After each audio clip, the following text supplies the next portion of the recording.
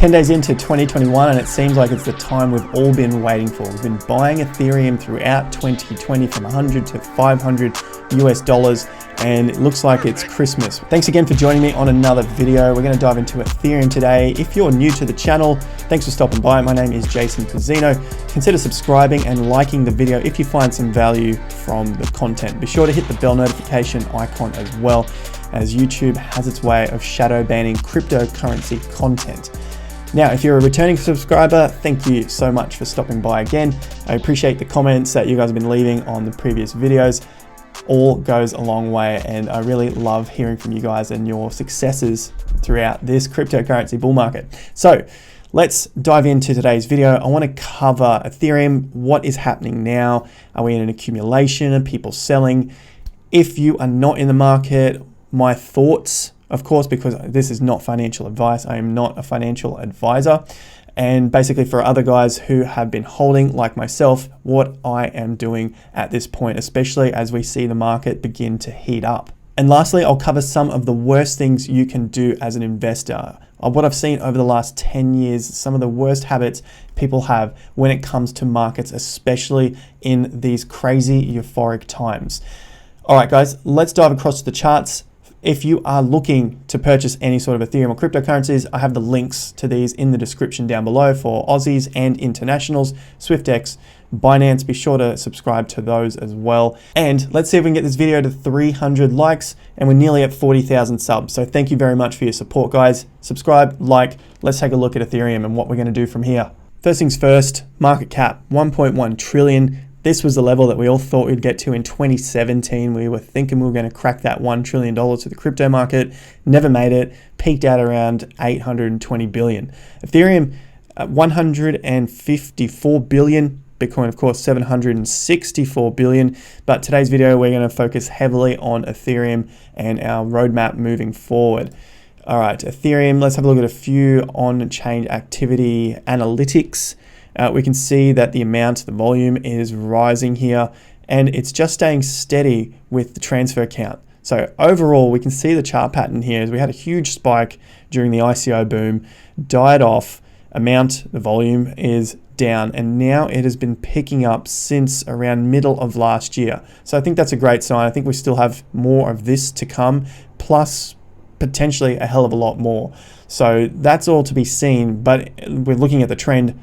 I think that's the direction that we're heading in. Next metric we're taking a look at is the ERC20 project. So this is all of the cryptocurrencies that are built on Ethereum. 233 billion out of the total 1.1 trillion. So under 25%, above 20%. Let's call it around 20 to 25% of everything in the cryptocurrency space is on Ethereum. This trend is going up. 50% total market cap over the last 7 days. So that has also increased. Obviously, as Bitcoin's price increases, then that's going to increase the rest of the projects as well. Take that into consideration. But obviously the trend is up, and a hell of a lot of it is on Ethereum. All right, so it's time for the chart. I'm going to start at a macro view and work our way down to a micro on the daily. So we're going to start at the monthly, check out the long-term patterns, because that is what we want to use to keep ourselves sane. So the way I'm looking at this is we see a first range out. Take this, note it down. The first range is from March 2020, low of $90 to the top that we saw in September. So March to September is already a great range. 1, 2, 3, 4, 5, 6 months. So we've got these 6-month patterns playing out from the first range, and this is the most important range. Now, why is the first range so important? Essentially, it is the first move that the market made in this new trend. So the market has shown us that it has a range of $400, as the top is around 490 in September. The low was 90, 490 take 90 is 400. So that is our range that we're going to use moving forward in this market.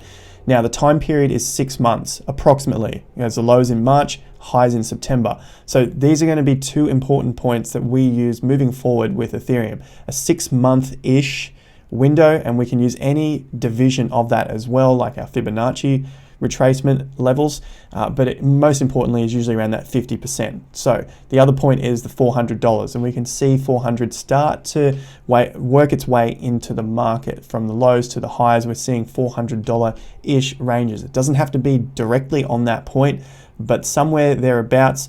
If we see some price areas that are all culminating in that point, so like price clusters, we're going to use that 400 and just see if that also is an area that is coming out as numbers in the market. So for example, if the low is around 400, we see it around 310, we're going to use 400 as a range from that 310 and move it up to around 710. And we did see some minor halting at 700, but of course this market is so strong that it is blowing through a lot of these right now. But overall, that's just another tool for the toolbox. It's not a be-all and end-all tool, but it needs to be considered, and I use it as part of the toolbox. Next thing I'm doing is throwing the chart onto logarithmic chart so that we can see all of the price points from earlier in Ethereum's history, which was December 2016. Now I'm going to throw on all of my tools that I have just added to the chart. So it's going to be messy. There we go. We can see all of that there. So what I want to do is work into the first bull market that Ethereum went through from late 2016 into early 2018. So essentially around 14 months. Now I'm just going to use these numbers moving forward so that we remember what has happened in the past. And if we see it happening again, then we can say, well, this is history. History rhymes, doesn't always repeat exactly, but we're not going to be thrown off if it throws us a curveball. What I'm talking about here is dropping down to the next time frame, so on a week, and the first run out of the lows was 27 weeks. That's basically half a year. The move up was 7,100%. Do I think we're going to see that again from the low of $90? No, that's going to put us well and truly up there, probably towards the end of Ethereum's bull market. That's what I'm thinking at this point, but we're going to track that along the way as well. The big thing I want to have a look at here is the retracement. So basically the corrections after the major rallies. And the first correction we could see came in March, and we could call it 2, maybe 3 weeks, basically because the stopping volume came in on the week of the 13th of March, and it didn't go any higher until we saw this initial breakout. But we had 1, 2, 3 weeks before we got into the low. Essentially 2 weeks, because the week before that, the market was still moving up. So that little range was around 20%, 24%. So if we saw a 24%, no big deal. The show isn't over yet, it's just a correction. Now, that can obviously be wrong as well. We could see 24% and the show could be over. I think that's highly unlikely because of what we see next. Following that, we had 27 weeks total moving up from that point, from the low, but from the correction low, it was 10 weeks. So that's 10 bars, 10 weeks. So almost 3 months, say 2.5 months from that correction point. So what we can gather from this first range of Ethereum's is that it had a longer run from the bottom to its first range, which was 14 bars. Then we had about 3 bars, 3 weeks of a correction. And then we saw another 10 weeks after that. So the first range out of the low was the longest. Then we had a few weeks. Then we had another 10 weeks. So that's what I'm looking at moving forward. If we get a correction, whenever we get that correction, then I'm going to measure that range and just see how much time that took, move that across to the next correction low, and then going forward, it gives us a roadmap of how far we could expect the first move of Ethereum to last. Following that point on Ethereum, we saw the top, and then from there, we had a 70% correction. Now, I'm not including this bar here where it dumped to $13. I think something crazy was going on with Coinbase, so I'm not including that data all the way down here. It was like a fat finger day. People got wiped out, even though it should not have happened. But we're going to use the what I'm calling the correct low. This was a low that happened on more exchanges. Not all exchanges hit $13. So from this point, we got to a low of 130 from a high of 420. That gives us a 70% correction. Now, in most cases, you would consider the market done and dusted if you saw a 70% correction. We have seen this in the past on Ethereum. However, as Ethereum grows, as it turns into a more mature market, I wouldn't expect to see 70% corrections during the course of a bull market. That's what I've seen in the past, so I'm not going to count it out, but I think the probabilities become less and less as the market matures. Following on from the 70%, we saw 7 weeks up, 2 weeks down, 5 weeks up, 2 weeks down. So the corrections were quite short. They were 50% of the first correction, and moving up in prices was 200%, then 70%. Essentially, we were getting a bit of a wedge pattern forming with higher lows. So the emphasis and the bias was towards the bullish side before we saw the final breakout, which was 11 weeks at 415% from the low previous to the breakout. So the low within that triangle pattern, 400%. I'm not too concerned about are we going to do a 400% out of the low. The main thing from this point is the timing, because this is what we need moving forward to understand what may or may not happen. What sort of time frames does Ethereum like to work in? So now that we've covered those metrics, I'm going to clear those off the chart so we've got something cleaner. Moving average, something that we keep on there just for the bullish momentum, the bullish market. Will we come back to the 20? Most likely, but at what point? No one knows. It could run on like we saw in 2017 and take some time to come back to it. And that was the 70% correction to come back and touch the 20-week moving average. It was just not anywhere near the 20-week for the entire course of that initial stage of its bull market, from $6 to $420. So again, in this first range, going back to our price range of the first range out of 2020, was $400. What we saw in Ethereum was $414 in this market, in this first massive range out of 2016 to 2017.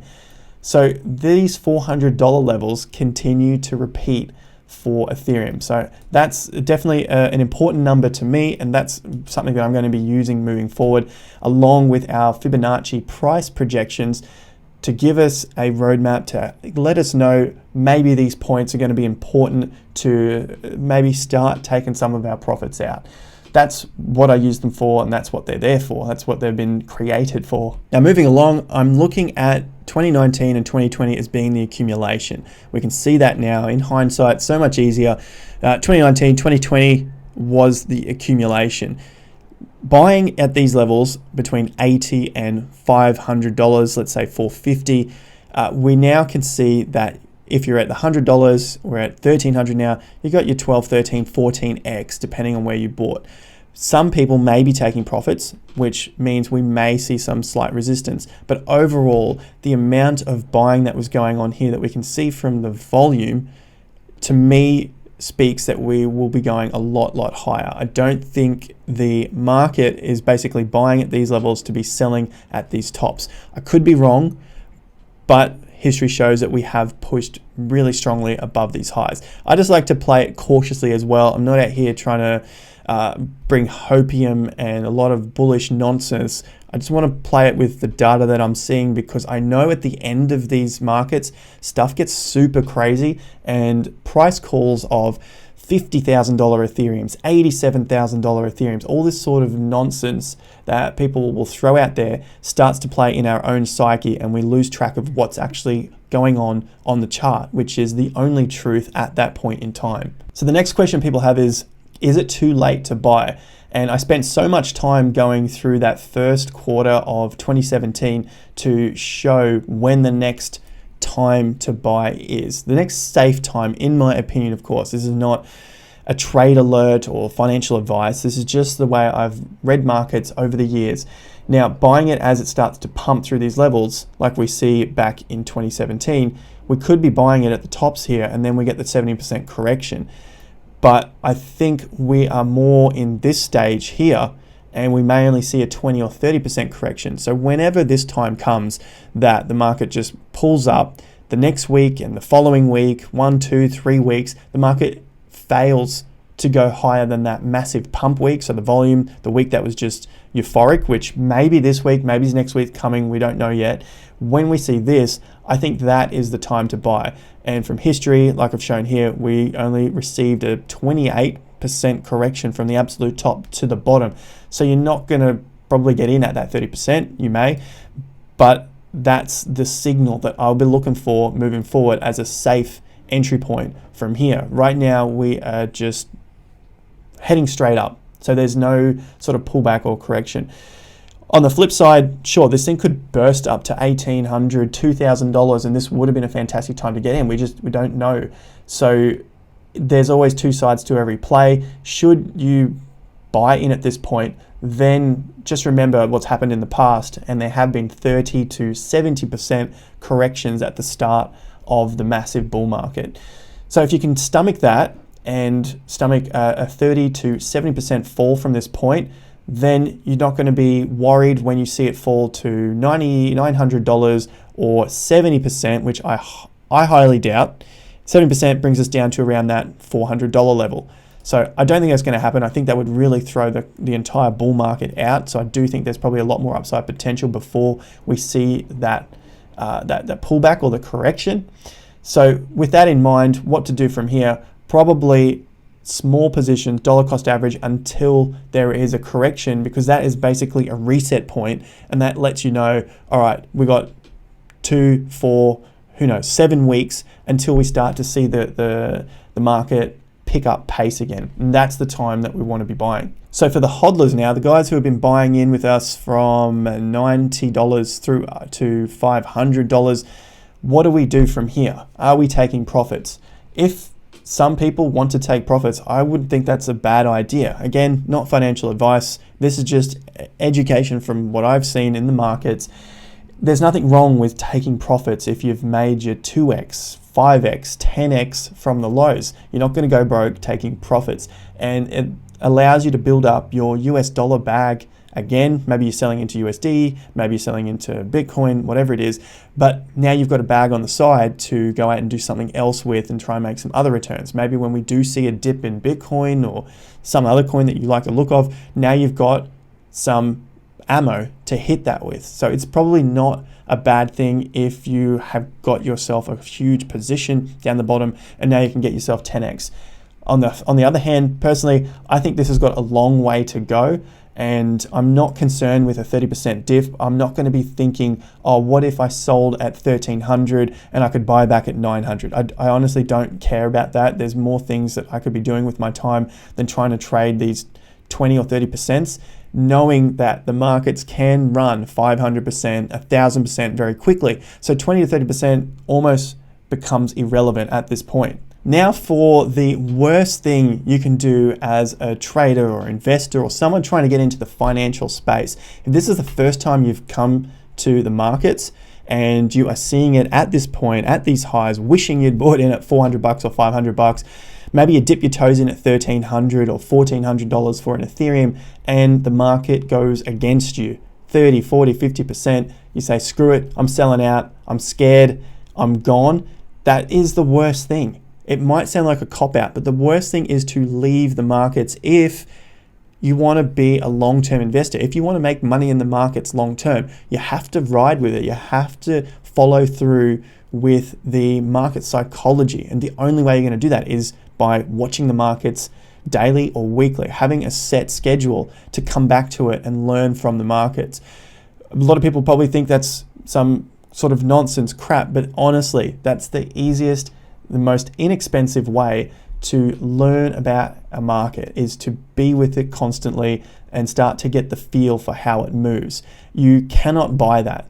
And a lot of people, like we can see at this time, and I'm putting it at the end of the video because I doubt there's going to be a hell of a lot of people that watch it to this point, is that is the only way to learn about a market, is to be with the market. Just like night follows day, as this market corrects and falls, people will leave the crypto space for a period of time. They'll come back again when the market gets hot and crazy. And that's, again, the worst time. You wish you were in the market when it was boring and quiet. Stick with it when it's boring and quiet. And when it gets boring and quiet, that's when you get excited, get super excited that no one else is looking at it. Because essentially that's where you want to be. You want to be finding those coins that no one else is looking at. And that time will come again for these cryptocurrencies. Maybe it's next week, maybe it's in 10 weeks time, but that time always comes just as night follows day. It's just part of the cycle. Last thing I want to leave you with is a price prediction and how I'm finding that. I like to keep things super simple because I don't want to be worried about where it's going, what's going on, how to make something overly complicated, have all these calculations. Just simple. And all I'm using is Fibonacci extension and Fibonacci retracement tool. And so the extension here is from the all-time low that's on the Coinbase chart, $6, up to the high of 1420. And then I'm also using the first range out, which I've said it earlier in the video is the most important part. And so all I'm looking for here are price clusters, and price clusters just show up on the side here with multiple lines. It looks super messy, I get that.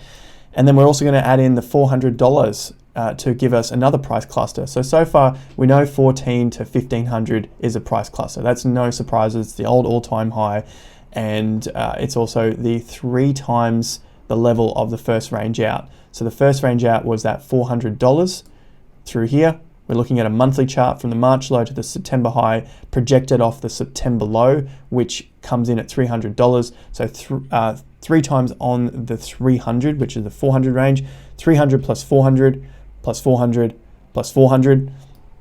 That gives us our levels further up here, which is 300%. That gives us the $1,500 mark. Moving on from that, because I think we're going to blow through that in no time, the next ranges I'm looking at are the 4 times, so that's 1900, the 5 times, which is not in here, but we've got around about this area here was around 22 last I looked at it.